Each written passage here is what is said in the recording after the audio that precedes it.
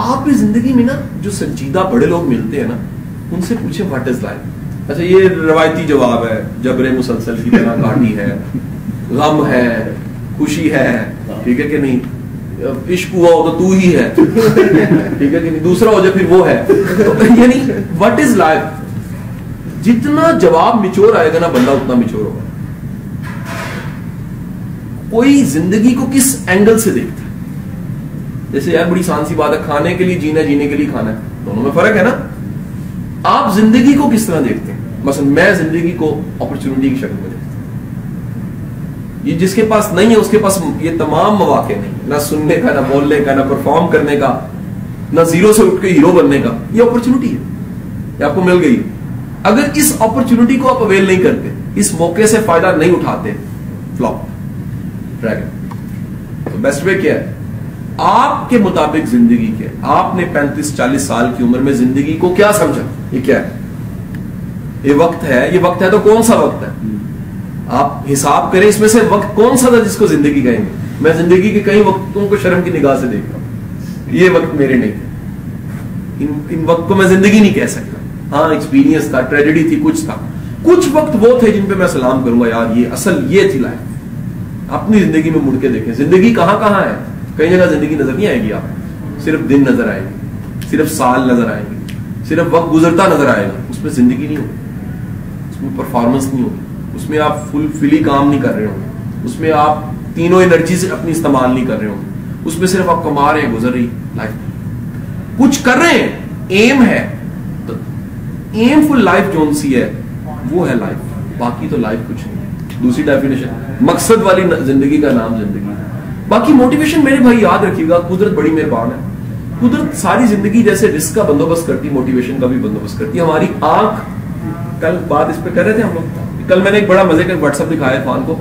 What's app کیا تھا, میں پرسوں بڑا ڈیڈ لاک, تھکا ہارا, ڈس اپوائنٹ, تھک جاتا ہے انسان.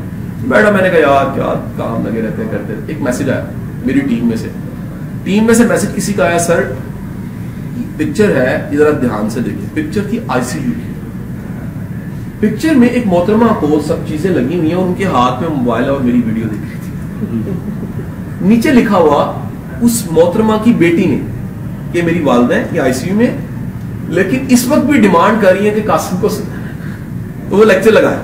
اچھا اگلی بات, اسی وقت میں مجھے خیال آیا, واہ موٹیویشن میرے تک آ گئی. طاہر بھائی میں نے اسی وقت میں وائس میسج کیا, یہ وائس میسج اس آئی سی یو میں پہنچا. وہ دعا کا تھا, خیر کا تھا, ٹھیک ہو جائیں گے, گھبرائے نا. اور چند منٹس میں میری ٹیم سے اس بچی تک, اور اس بچی سے آئی سی یو میں ماں تک وہ میسج چلا اور رپلائی آیا.